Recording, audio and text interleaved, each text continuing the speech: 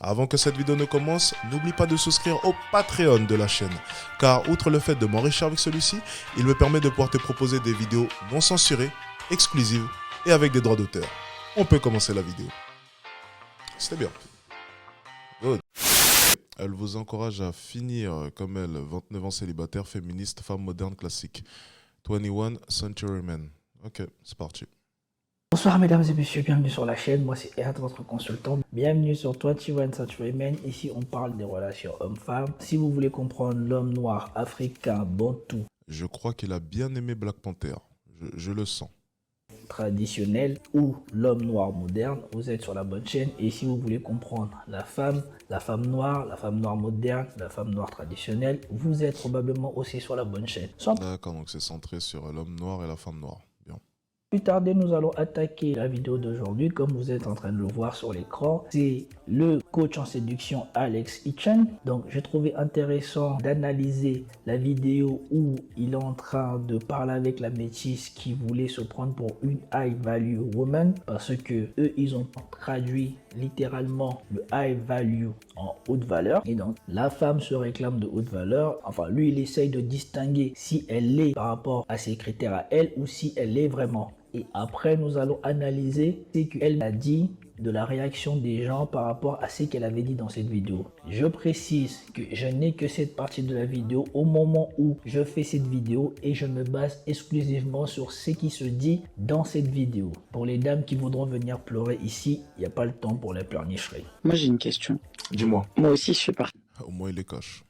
des femmes qui ont une haute valeur sur le marché. Ça veut dire que je suis une métisse, curly, avec des Être formes. métisse, Je être corresponds métisse, ça à un définit pas forcément critère une haute d'homme. valeur. Non, mais il y a beaucoup d'hommes qui recherchent des femmes dans mon profil. Quand on, Et qui t'a dit ça? Donc, vous avez entendu, elle a dit, elle aussi, elle est de haute valeur parce qu'elle est métisse, elle est curly, elle a une bonne situation et il y a des hommes qui la draguent. Donc, on va rappeler, selon le concept de Rollo Tomassi, le créateur du SMV, je ne sais pas si lui-même il a repris à partir des études universitaires qu'il avait lues ou consultées, ou en tout cas aussi c'est lui-même qui l'a conçu, le SMV. SMV c'est Sexual Market Value, la valeur sexuelle d'un individu sur le marché. Pour les femmes, il faut les séparer en deux. Il y en a une sur le court terme et il y en a un sur le long terme. Sur le court terme, c'est principalement la beauté de la femme. C'est principalement le physique de la femme qui fait sa valeur SMV. Et c'est pour cela que les belles femmes, jusqu'à ce qu'elles aient 27 ans, 28 ans, 30 ans, celles qui restent belles, ont une grosse cote. Après, je sais pas, à ce stade-ci de la vidéo, on ne sait pas à quoi elle ressemble. On ne sait pas c'est quoi sa réelle valeur. Tout ce qu'on sait, c'est qu'elle a dit. C'est intéressant le graphique là.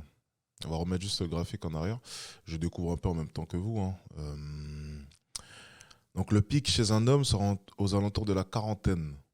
Donc, ça c'est très très très très intéressant pour le coup. Donc ça confirme bien ce que j'expliquais un jour dans un de mes lives. C'est que les femmes instinctivement ont conscience du fait que quoi qu'il arrive aux alentours de la trentaine, les rôles vont s'inverser. C'est pour ça que j'expliquais que généralement les femmes ont le monopole au niveau du marché de la séduction en début d'âge adulte, donc aux alentours de 18-20 ans, donc au moment de leur pic. Donc attends, le pic ici sur ce graphique se situe à 23 ans, 24 ans aux alentours. Ok, moi j'aurais plus dit voilà 20 ans, 21 ans, 22 ans. Voilà, bon c'est proche quoi qu'il arrive. Elles atteignent leur pic au niveau de leur cote entre guillemets sur le marché. Tandis qu'un homme va soit avoir son pic, oui, à 25-24 ans, mais surtout va le conserver beaucoup plus longtemps. Ce qui du coup fait toute la différence, quoi qu'il arrive.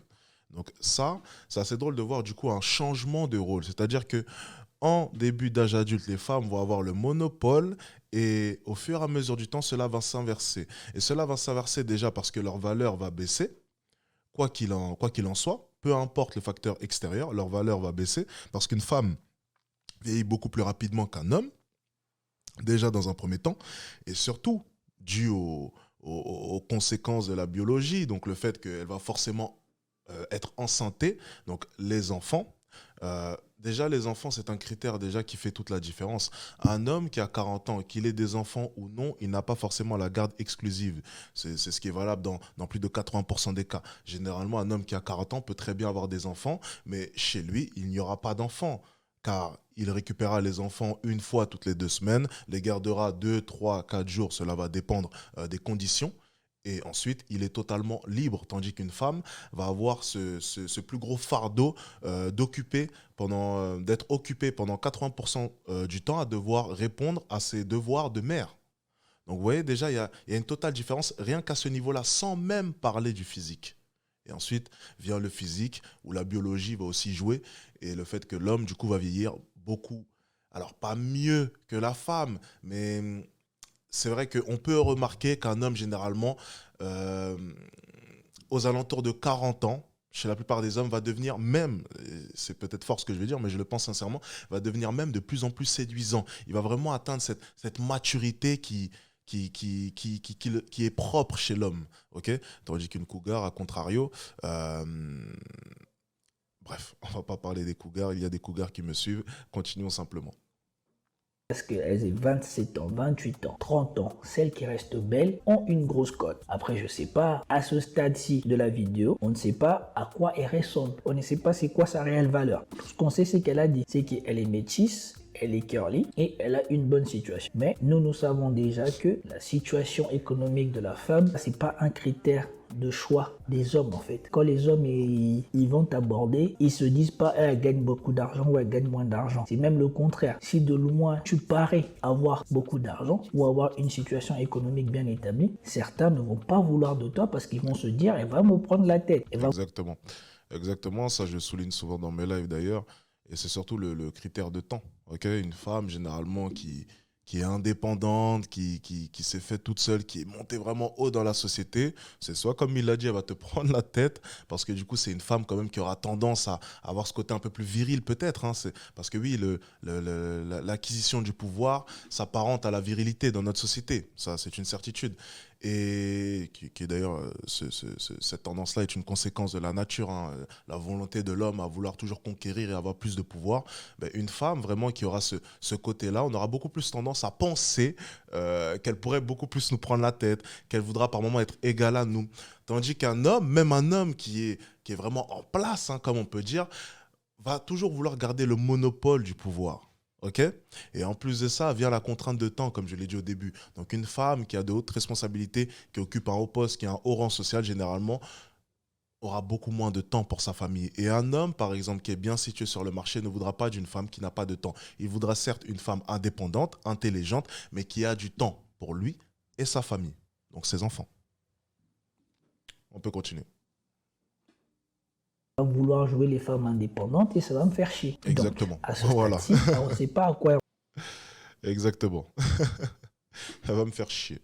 Elle va vouloir jouer les femmes indépendantes et elle va me faire chier. C'est à peu près ça. Très bien résumé. Donc, ça, c'est de l'autoproclamation. On va voir si ça va au bout. Mais en tout cas, on va voir maintenant la réponse d'Alex. La manière dont je me fais draguer. Non, attention.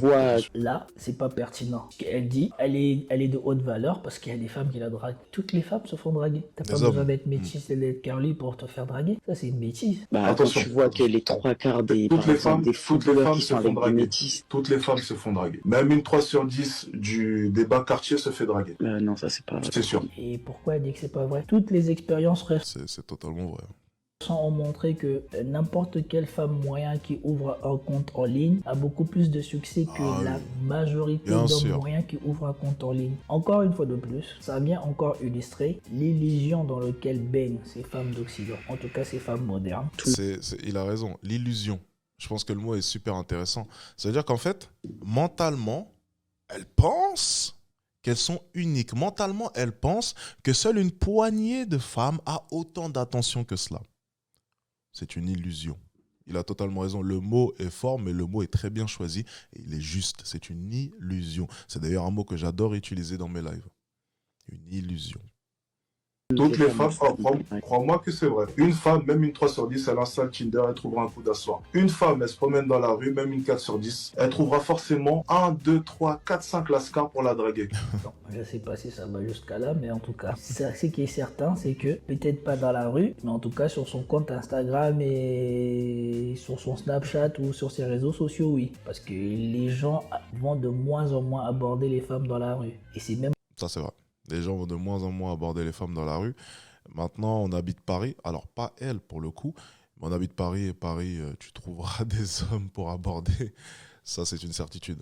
Après, maintenant, ça va dépendre de la ville, de la localisation. Vous voyez, comme je le dis souvent, ça revient beaucoup à la localisation. Tout n'est pas valable partout. Ok, tout va dépendre de l'endroit. C'est un facteur, quoi qu'il arrive, qu'il faut prendre en compte. Même dans la définition même d'un homme de haute valeur, je parle physique, et une femme de haute valeur, tout va dépendre de votre lieu de localisation.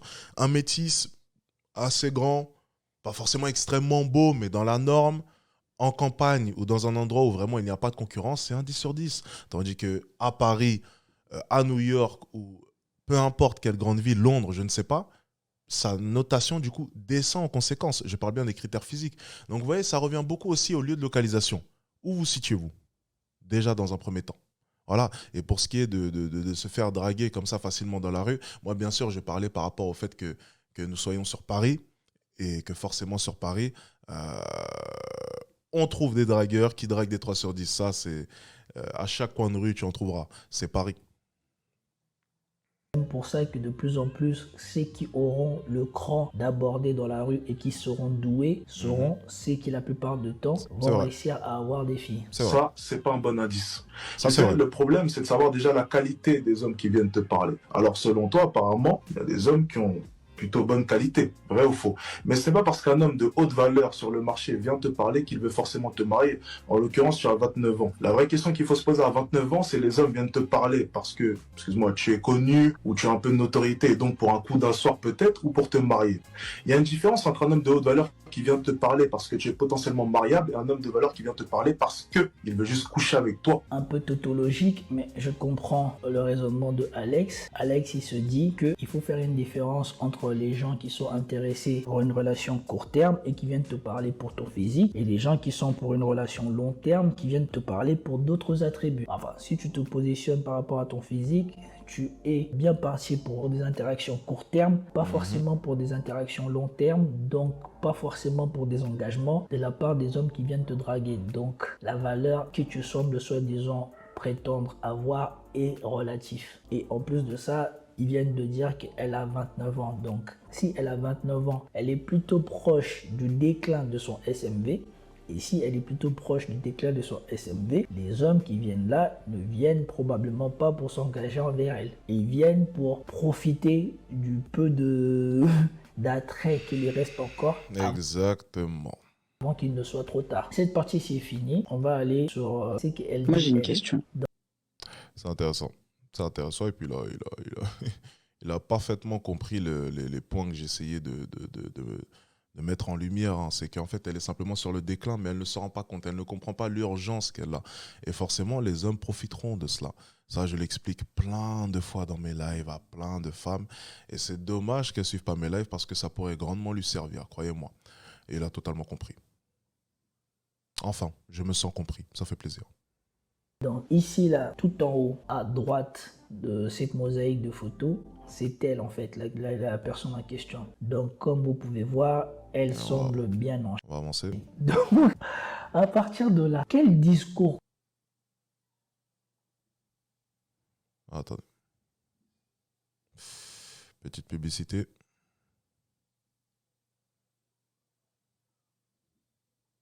Du coup, comme vous ne me connaissez pas, je suis Pichi, ça fait 2 ans que je suis sur TikTok, je me bats pour aider les femmes à s'assumer, à s'accepter et je suis féministe, donc je suis assez révoltée contre les misogynes. Allez.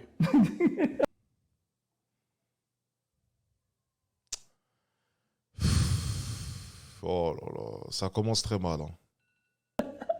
Ça commence très mal.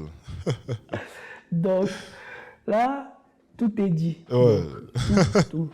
Tout est dit. Déjà, on va commencer par la photo. La photo semblait montrer déjà une personne qui n'est pas obèse, mais qui semble déjà être en train de rentrer en surpoids. Ce qui se confirme quand on voit ses joues bien remplies et à la photo précédente qui montrait ses bras aussi bien remplis parce qu'il n'y avait plus de définition musculaire nulle part. On voyait plus que de la chair proche de la graisse. Donc maintenant, si on en vient à ce qu'elle vient de dire, elle vient de dire féminine révoltée contre les misogynes. Donc à partir de là, quel discours constructif et quelle remise en cause attendez-vous d'une femme pareille? Donc maintenant on comprend bien pourquoi elle confond le fait d'être métisse et d'avoir les cheveux bouclés et de ne pas avoir conscience qu'elle est et de ne pas avoir conscience qu'elle est sur le déclin de son SMV et donc le fait qu'elle est proche de son déclin, les garçons qui viennent vers elle veulent profiter du fait qu'elle soit encore en haut de la pente descendante avant qu'il ne soit trop tard. Parce que physiquement déjà, quand on a vu la photo précédente, vous l'avez vu vous-même, elle n'est pas une high value ou une 10 sur 10. Elle est déjà en train de rentrer dans les 7-6. Elle n'est plus de première fraîcheur. Elle est proche de 30 ans, physiquement elle n'est pas fit, donc je ne vois pas de quoi elle parle. Et voilà, je vais vous expliquer ce que j'ai dit. Il m'a demandé quels sont tes critères de ton idéal masculin. J'ai répondu pour les critères physiques, un homme grand, métis, imberbe. Ce sont mes goûts personnels propres à moi. Grand, métis, imberbe. Métis, ça réduit la population. Ouais, non mais... Ah, c'est intéressant ce qu'il est en train de dire. Déjà, rien que ces critères, tu vois, déjà ça pose un problème à presque 30 ans. C'est-à-dire métis, grand et imberbe. Alors, encore une fois, vous voyez, moi, est-ce que je crois aux licornes? Je sais pas. Tu vois, je pense que c'est un mythe. Peut-être qu'elles ont existé, peut-être pas. Mais tu vois, je pense qu'au bout d'un moment, lorsque tu deviens adulte, il faut arrêter de croire à toutes ces conneries, tu vois. Alors, je ne suis pas en train de dire qu'elle n'aura jamais accès à cela. Je suis simplement en train de dire qu'à 29 ans, il faut commencer à se poser des questions, sincèrement. Parce que grand, métis et imberbe, c'est compliqué. Parce que c'est trop précis. C'est beaucoup trop... Déjà, excusez-moi, c'est beaucoup trop d'exigences déjà pour une femme de 29 ans. Il faudrait commencer à se calmer, déjà dans un premier temps. Ensuite, Dozio, je vous parie une chose. C'est que son homme, l'homme qui va se marier avec elle, ne correspondra pas du tout à ses critères. Qu'est-ce que ça traduit? Ça traduit une chose. C'est que voilà, bon, jusqu'à 29, 30 ans. Elle est féministe, donc sûrement la durée va... Enfin, sûrement que ses exigences vont durer encore un peu plus longtemps parce qu'elle est enfermée dans cette boucle pensant que... C'est les féministes, hein, elles sont vides dans une illusion, elles sont bernées dans une illusion beaucoup plus longtemps que les femmes normales. Bien, une femme normale, généralement, aux alentours des 27-28 ans, prendra conscience que ses exigences, il faudrait peut-être les revoir et commencer à faire un choix parce que l'horloge biologique commence à se faire ressentir. Elle, de son côté, elle a 29 ans. Alors, elle n'en est toujours pas consciente, mais cela va venir. Peut-être l'année prochaine, peut-être l'année d'après. C'est une féministe, ce sera sûrement aux alentours des 31, 32 ans, maximum 33 ans. Elle prendra conscience d'une chose, c'est que, encore une fois, ces exigences, il faudrait peut-être les revoir et commencer à faire un choix. Parce que grand, métis et imberbe, déjà, le imberbe me dérange. Déjà, ça prouve vraiment le niveau d'exigence qu'elle a et vraiment l'inconscience qu'elle a vis-à-vis de sa situation. Imberbe. Donc, elle demande un métis. Et comme il allait commencer à le dire, c'est intéressant. Déjà, ça réduit le champ. Ok, ça réduit le champ de choix. Métis, déjà dans un premier temps. Alors, j'ai rien contre voilà, le choix, le colorisme ou quoi, peu importe. Appelez ça comme vous voulez. Colorisme, c'est un terme qui est fort. Ce sera encore une fois l'accusé de cela. Non, ok. Elle a juste des goûts. Voilà, elle a juste des goûts. Je retire ce que je viens de dire. Même si je pense que, bon, il y a quand même quelque chose... Bref. Métis. Ok. Grand. Donc déjà, ça réduit le champ, déjà. Il faut qu'il soit métis et grand. Déjà, rien que ces deux paramètres-là, ça réduit déjà le champ, mais énormément. Pour une femme de 29 ans, je trouve ça quand même audacieux. Parce que grand, ça soulignerait quoi? Peut-être plus d'1m85, plus d'1m90. Bien, on prend note, parce qu'elle a quand même une bonne taille. J'imagine plus d'1m90, métisse, ce qui réduit encore le champ, et en plus imberbe. Elle approche de la trentaine, un imberbe à 30 ans, ce qui est généralement rare, ils ont quand même un minimum de barbe généralement, mais elle pourra trouver, mais encore une fois, ça réduit les champs. Et puis quand encore? Astronaute, président, elle a 29 ans. C'est être dans une illusion. Et c'est ça que j'essaie de lui faire comprendre en live. Mais elle ne le comprendra pas tout de suite. Vous savez, c'est les féministes, elles mettent du temps. Il faut que la vie les frappe encore. La vie ne l'a pas encore assez frappée. Peut-être qu'elle comprendra dans 4 ou 5 ans. Peut-être, je ne sais pas. Bien. Grand, ça réduit encore plus. Maintenant, grand de combien? Parce que plus tu montes, plus tu rentres dans les 10% d'hommes. Parce qu'on va rappeler, les hommes au-dessus de 1m80 représentent, on va prendre large, moins de 15% de la population. Donc quand tu dis grand, c'est que toi-même, tu te diriges vers la tranche supérieure. Plus d'1m80, c'était ça? Ouais, c'est énorme. Regardez, c'est super intéressant ce qu'il a mis. Parmi les plus grands de nos citoyens, la part de Français mesurant entre 1m70 à 1m79 s'établit à 35%. Ensuite, ils sont 14%, donc moins de 15%, il a raison, à avoir une taille comprise entre 1m80 et 1m89. Ok, intéressant. Et ensuite,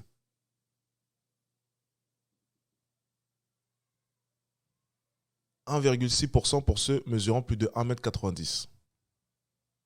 Voilà. Donc, encore une fois, son champ est tellement réduit, mais elle n'en a pas conscience. C'est super intéressant, les statistiques, là.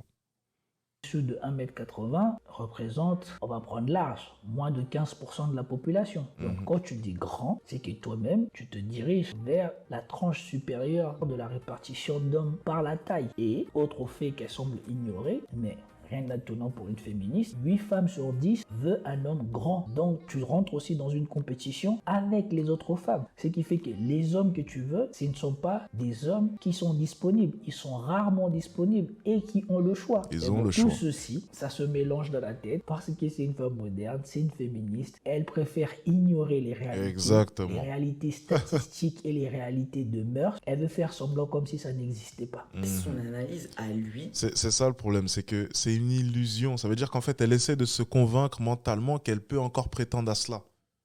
Mais la vie va te rappeler que tu n'auras jamais un métis de plus d'1m90 et un berbe. Non, la vie va te le rappeler. La vie va te le rappeler.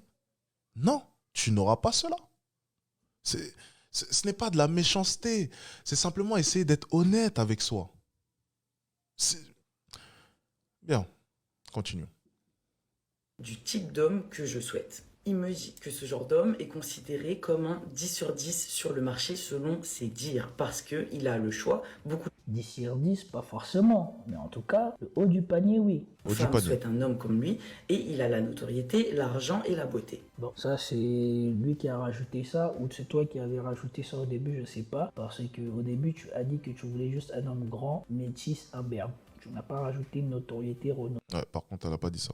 Ou quoi que ce soit. Et la notoriété et la renommée, c'est un boost pour n'importe qui, peu importe. Ah oui, non, mais ça par contre, ça a jamais été dit, effectivement. La taille, c'est lui qui a la renommée. Il devient même plus coté de fois que c'est celui qui est grand. Ouais. Fax. Super intéressant, hein, sa vidéo. Il comprend, il développe super bien les points, j'aime bien. Et il ajoute que moi, je ne peux pas avoir ça. Parce que, selon ses dires, je ne suis pas une 10 sur 10 sur le marché vu mon âge et mon célibat. Ben, statistiquement, 29 ans célibataire, ça fait pas de toi un 10 sur 10. Thanks. Merci. C'est quand même incroyable de ne pas voir les évidences. Et merci, monsieur. Merci. Dès le matin, comme ça, à 8h. Bon, ben, ça fait plaisir. Bon, ok. On met de bonne humeur pour la suite de la journée. Une personne sensée. On rappelle, les belles femmes sont rarement célibataires. Les belles Merci. femmes Merci.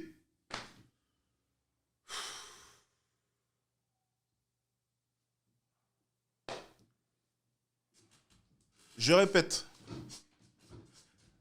Les belles femmes sont rarement célibataires. Et en plus de ça, je vais rajouter les femmes de haute valeur, parce que la beauté n'est pas le seul élément d'une femme de haute valeur. Une femme de haute valeur célibataire, c'est très rare. Encore une fois. Célibataires par choix, la plupart du temps, ce sont des femmes à problème. Comme on dit souvent, hein, arrivé à la trentaine célibataire, il y a anguille sous roche. Il y a forcément un truc. C'est ce qu'on dit souvent. Hein.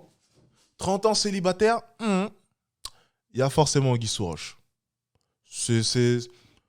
Faut commencer à se méfier. C'est pas pour rien qu'on dit ça. Et plus on reste dans le célibat, plus on a des probabilités de rester dans le célibat. Et 29 ans, c'est un âge de la pente descendante du SMV. Tous ces critères cumulés, tu n'es plus une 10 sur 10. Et quand on voit ta photo, tu n'es plus une 10 sur 10. Donc, sauf à ce que tu sois une chanteuse et je ne sais pas, ou autre chose, de toute manière, c'est pas ça le plus important, puisque le plus important reste ton attrait physique, ta fertilité. Donc, déjà sur le physique, tu es en déclin. Et après, maintenant, quand on commence à rajouter les critères de l'âge, la conscience, de ton horloge biologique et tout ça, il n'y a pas besoin de discuter. Sur des critères objectifs, logiques, toi-même, tu dois te dire que non, et c'est plus le cas. Si les mecs ils viennent vers moi, c'est juste pour passer un moment, c'est pas pour s'engager. Et de toute manière, la preuve, tu es célibataire. Soit tu dois être chiante, comme c'est pas permis, soit de toute manière, tout ça à qui tu dis oui, quand ils se rendent compte à quel point tu es chiante, ils se tirent. C'est de me dire publiquement sur ma propre valeur.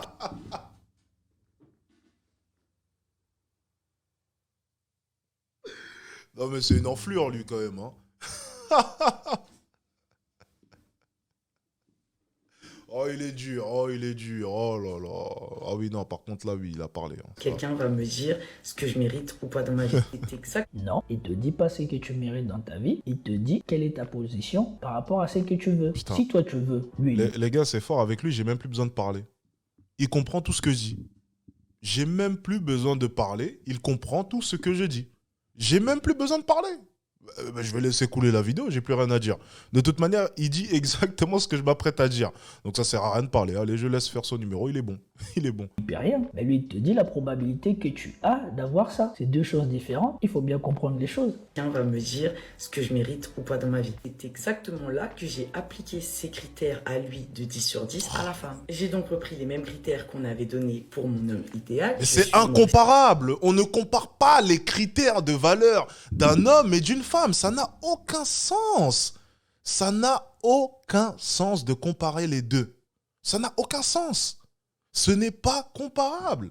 Un homme d'autre valeur et une femme d'autre valeur, que ce soit simplement les critères physiques ou même les critères généraux, donc qui définiraient un homme d'autre valeur ou une femme d'autre valeur, ce n'est pas comparable. Une femme, le statut social, le fait qu'elle gagne je ne sais combien à sexe, on peut faire l'impasse sur ça, nous les hommes. Tandis que l'inverse, non, un homme d'autre valeur, quoi qu'il arrive, doit avoir un certain statut social et doit gagner une certaine somme d'argent. Ce n'est pas pareil déjà rien qu'à ce niveau-là. Critères physiques, c'est la même chose.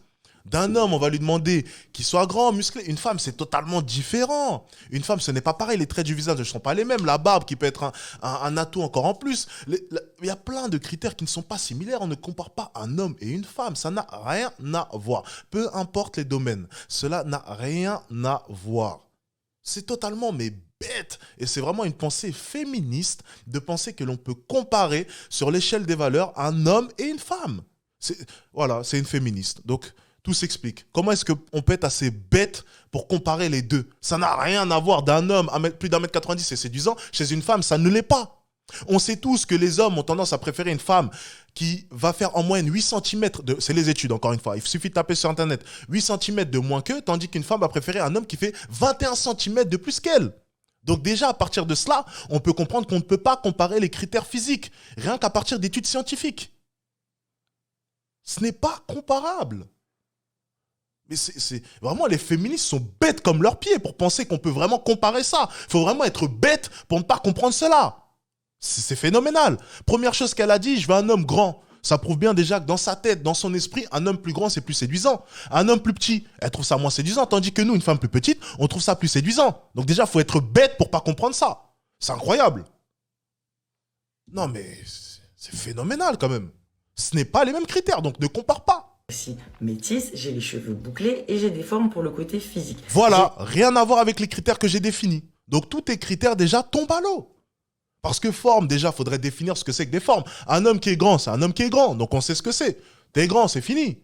Tes critères, déjà, on les connaît. Mais des formes où, déjà, dans un premier temps? Et puis, quelle morphologie? On en a parlé hier. A, H, O. Quelle morphologie? Il existe, je crois, 5 types de morphologie. Laquelle déjà? Parce que tu peux être en forme et être en forme de O ou en H, ce qui n'est pas du tout séduisant. Tu peux être un A, ce qui est déjà plus séduisant, ou tu peux être un 8, ce qui est aussi séduisant. Donc déjà, vous voyez, les critères de valeur ne sont pas les mêmes, alors qu'on ne va même pas parler de cela pour un homme. On va parler de V ou d'une autre lettre, je ne sais plus c'est laquelle. Bref, vous voyez déjà, ça n'a rien à voir. Rien à voir. C'est là que j'ai appris que les critères que j'avais mis de sélection d'hommes à moi-même. Donc d'après toi, les critères que toi tu donnes pour l'homme que tu veux, si on les inverse, ça donne une femme de la même valeur. Merci. Parce qu'une femme grande est forcément plus jolie qu'une femme petite. Déjà rien que sur ça, la discussion est morte. Parce qu'il y a un youtubeur qui l'a montré plusieurs fois que les femmes disent qu'elles préfèrent un homme grand et moche qu'un homme petit et beau. Okay, would you prefer a tall, ugly guy or a short, handsome guy? Tall, ugly guy. Mais est-ce que les hommes préfèrent une femme grande et moche qu'une femme petite et belle? Je pense que de toi-même, tu sais la réponse. Donc, je ne sais pas comment est-ce que tu peux penser que tu peux inverser tes critères et du coup te dire que toi, tu as la même valeur que l'homme que tu souhaites avoir. Et Merci. je ne sais même pas comment est-ce qu'Alex, il n'a pas réussi à te faire rentrer ça en tête ou à te montrer l'absurde. Oh, c'était impossible. C'était impossible. Hein. J'ai essayé de lui dire, mais c'était impossible. Ouais. J'ai essayé de lui dire qu'on ne compare pas un homme et une femme. Mais comment ça? Nous aussi, les... Bon. Là, mon ami, j'ai essayé vraiment, j'ai fait mon possible. Hein. Mais tu vois, quand les féministes rentrent dans un déni profond, je rends les armes. Généralement, je leur laisse parce que dans mes lives, il y a d'autres femmes qui veulent réellement se faire aider. Donc, techniquement, je n'ai pas le temps d'essayer de raisonner une féministe. Hein. Elle peut partir, ça ira. Il y a d'autres femmes qui veulent réellement de l'aide. Hein. Parce que vivre dans le déni toute leur vie, c'est leur spécialité. Absurdité de ce raisonnement. Métis, c'est juste une couleur de peau, c'est pas de la beauté. Quand on parle de métis, on parle de métis par rapport aux traits, la combinaison des traits Exactement. de parents différents, d'origine géographique différents, d'origine ethnique différents. La combinaison de traits donne des traits Exact. fins ou différents de la majorité des gens. Exact. C'est ça que l'on recherche. Mais toi, regarde. Ce qu'on va rechercher chez une métisse, c'est un mix des deux, un mix des bons côtés. Donc, par exemple, on va parler d'une métisse. Donc, la métisse, enfin, quand on parle de métisse, déjà, le métissage, c'est quelque chose de complexe. Le métissage, c'est pas noir, blanc, c'est pas... Enfin, il y a différents métissages déjà dans un premier temps. Mais on va parler du métissage dont on va penser en premier, donc noir-blanc. Généralement, on va chercher une combinaison des deux parfaite, c'est-à-dire des traits beaucoup plus fins, donc des traits un peu plus typés européens, avec des formes mixées. Formes donc typées noir, on sait très bien que voilà, les formes des personnes venant d'Afrique sont beaucoup plus développées au niveau du fessier.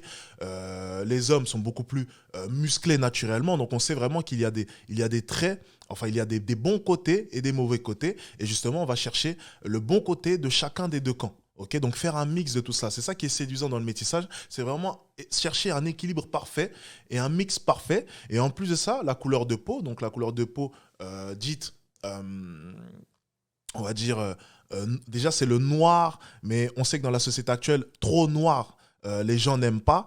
Et trouver un juste milieu entre les deux, donc noir et blanc, un parfait équilibre. Trop blanc, on n'aime pas, trop noir, on n'aime pas. Trouver un parfait équilibre. Et on sait de par les études que cette couleur de peau, de nos jours, est très prisée. Okay, c'est un parfait équilibre entre les deux. Donc on va chercher à chaque fois le bon côté, les bons points, excusez-moi, et les bénéfices de chacun des deux côtés. Voilà, c'est simplement ça déjà l'avantage du métissage. Donc déjà, être métisse de base, donc être métisse, je le répète, le métissage, donc blanc-noir, ça déjà, le simple fait d'être métisse ne définit pas une haute valeur, ne définit pas que tu es une métisse parmi les... Non, ça ne définit rien. Cela va dépendre si l'équilibre, si vraiment l'alchimie entre les deux mélanges a fait ça allait être trash, mais a fait un bon être humain, a fait une belle femme, a fait une femme qu'on pourrait prétendre et qu'on pourrait dire qu'elle est dite de haute valeur au niveau physique. Être métisse, avoir la couleur de peau ne suffit pas à dire que tu es une 10 sur 10. Ça ne suffit pas, ça ne suffit aucunement. Peut-être que les métisses sont très prisés de nos jours, certes, mais pas toutes les métisses, encore une fois. Peut-être que les noirs sont très prisés, mais pas tous les noirs, encore une fois. Donc, encore une fois, ça, c'est totalement faux. Métisse, ça ne suffit pas. Quels sont tes traits? Quelles sont tes formes? Il y a plein de choses qu'on peut mettre sur la table. Ça ne suffit pas. Ça ne suffit pas. Regarde-toi. Voilà, regarde, par exemple, Steph Curry. Steph Curry, super body, visage vraiment très fin, yeux très clairs, et pourtant ses deux parents d'ailleurs sont métis à lui, hein, donc tu vois, ses deux parents sont métis, donc c'est même pas encore, c'est encore un autre type de métissage. Il y a vraiment eu beaucoup de mélanges, tu vois,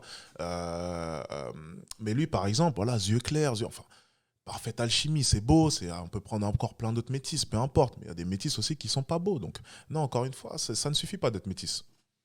Ton visage, il est tout rond. On ne reconnaît plus aucun trait dans ton visage. Et c'est presque partout dans ton corps comme ça. Ton ventre, il est rempli de... tes bras, ils sont remplis de graisse. Donc, je ne vois pas où tu penses atteindre les critères de femme désirée à ce point-là. Tu n'en es plus une. J'ai les cheveux bouclés et Ok, bon, c'était... Bon, il a pas tort aussi. Bon, il a pas tort. j'ai des formes pour le côté physique. J'ai des valeurs, de l'éducation et une bonne situation. Des valeurs, c'est bien. Bon, il va dire les termes. Voilà, ça sert à rien. Je vais pas répondre. Je vais le laisser répondre parce que je sais ce qu'il va dire. Je pense qu'on va dire la même chose. Hein. Il a tout compris. Mais sauf que tu as des valeurs féministes et ça attire aucun homme. Et tu as de l'éducation, c'est bien. Mais ton éducation, c'est l'éducation proche du wokisme. Ça encore, on s'en fout. C'est pas une éducation traditionnelle. Donc, je ne sais pas. Tout est confondu en fait. Tout ce que les hommes ils veulent, tu les as pas. Tu as les équivalents, mais dans ce qu'ils ne veulent pas. C'est tout, je me suis comparé à un homme imaginaire. J'ai juste repris sa théorie en l'adaptant à moi. C'est tout, il n'y a rien eu d'autre. À aucun moment dans ce live, je me suis comparé à une autre femme. Vous avez inventé ça. Encore heureux que t'aies pas fait ça.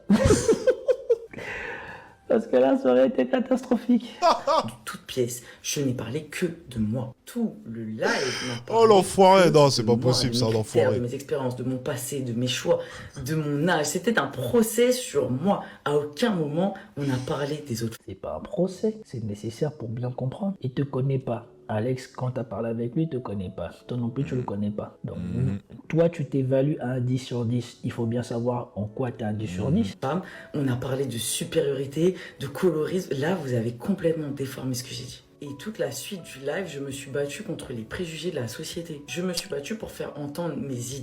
Non, tu as essayé de te battre contre la vérité. Et lorsque tu essayes de te battre contre la vérité, malheureusement, tu as l'air ridicule. C'est d'ailleurs pour ça que dans le live, tu avais l'air ridicule et sans argument, parce que tu as essayé de combattre la vérité. Et malheureusement, la vérité est claire pour tout le monde. Tu n'es pas une 10 sur 10. C'est d'ailleurs pour ça qu'il y a eu tant d'engouement. Enfin, au bout d'un moment, il faut commencer à se poser de bonnes questions.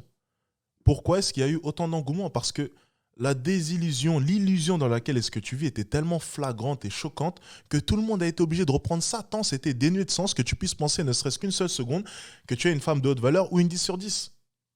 C'était mais flagrant. C'était flagrant. Non. Non, non, non, non.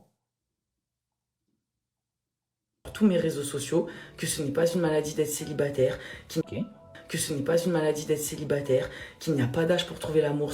Bon.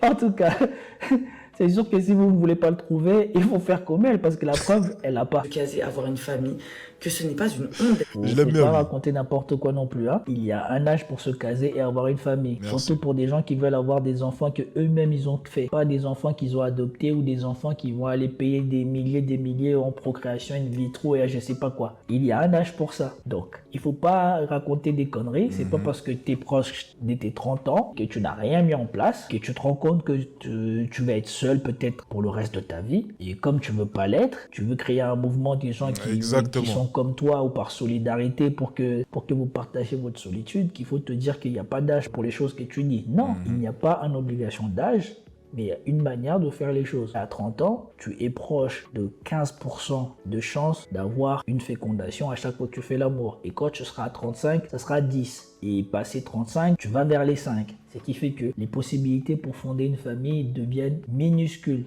Et l'homme qui va investir dans toi, ou en tout cas l'homme qui voudra avoir une relation avec toi, bonne chance à lui pour avoir une famille. Il a justement dit que mon problème c'était ma mentalité. Vous savez pourquoi ? Parce que les hommes comme ça ont peur des femmes comme moi. Pourquoi toutes les femmes modernes qui font des choix bizarres parce que les hommes ont peur d'eux ? Merci. Pourquoi ? C'est pas parce que la majorité d'hommes en Occident, surtout la nouvelle génération, ont été féminisés, ont peur de se montrer viril, de se montrer masculin, d'affirmer leur virilité et leur masculinité, et que maintenant, à cause de ça, pendant la majeure partie de leur vie, ne semblent pas savoir comment gérer les conflits ou en tout cas les mésententes avec des femmes, qu'il faut se dire que tous les hommes qui ne sont pas d'accord avec vous et qui vous règent, parce qu'on a bien le droit de rejeter des femmes comme toi, mais ça veut dire qu'on a peur des femmes comme toi. Attends, une femme comme toi, qui est célibataire à 29 ans, qui est en surpoids, qui se vante d'être féministe, qui pense qu'elle est encore un 10 sur 10, tu crois que qui a envie de se taper une femme illusionnée comme ça ? Merci.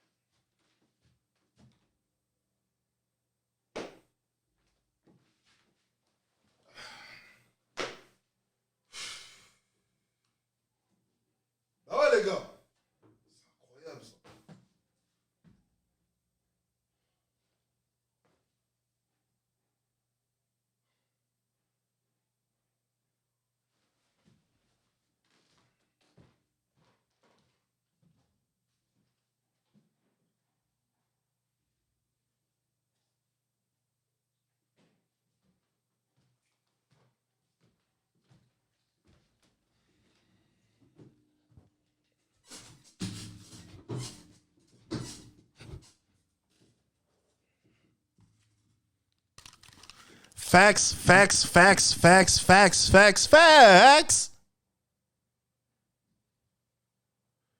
Je l'ai répété dans un live avant-hier. Pourquoi est-ce qu'elle pense qu'on a peur? Il y a peur et pas intéressé. Peur, pas intéressé. Je répète, comme avant-hier, rappelez-vous. Peur, pas intéressé. On n'a pas peur, on n'est pas intéressé, on ne veut pas. On ne veut. Pourquoi souffrir? Pourquoi souffrir? On ne veut pas. Enfin un homme qui me comprend. Putain, ça fait 2 hommes cette semaine qui me comprennent. Qui me comprennent. Ouais, qui me comprennent, ouais. Allez, on est reparti. Non mais c'est phénoménal ça. Enfin, je me sens compris. Ça fait plaisir. Envie d'aller se prendre la tête avec une femme comme ça. Et en plus, qui revendique d'être féministe. Donc, il va revendiquer qu'on est égal tous les deux. Qui a envie de ça? Parce que les hommes comme ça ont peur des femmes comme moi avec des grandes gueules. Parce que si toutes les femmes pensaient comme moi, ils pourraient plus les manipuler comme ils le font.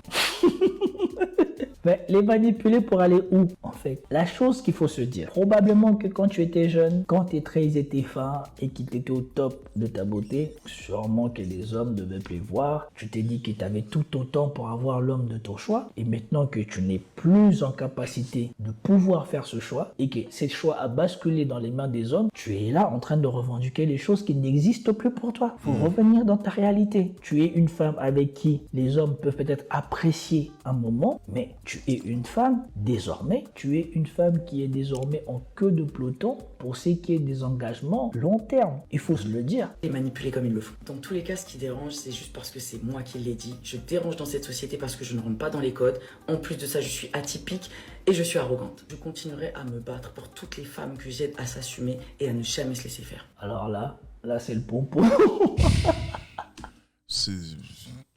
Ouais, je laisse finir parce que... Allez, sors-nous encore une masterclass, maître. Je vais l'appeler maître. Sors-nous encore une masterclass et termine-moi cette vidéo-là, allez.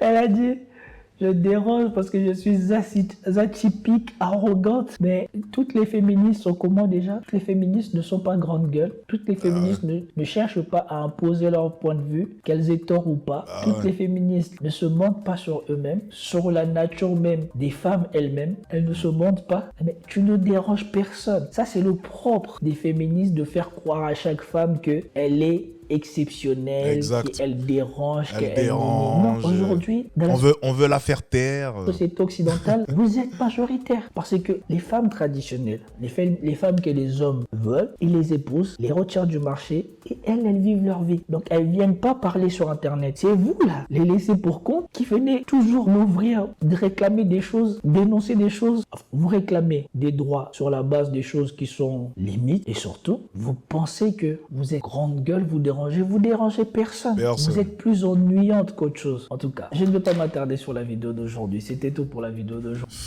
Merci en tout cas, franchement c'était super. Et pour revenir à... Il a dit un point qui est intéressant, c'est le point d'ailleurs que je soulevais en début de vidéo. C'est elle se rend simplement compte qu'elle est sur le déclin. Ouais, c'est bien. Parce que cette femme-là illustre parfaitement ce que je vous expliquais en début de vidéo. Donc avec le graphique intéressant qu'il a montré.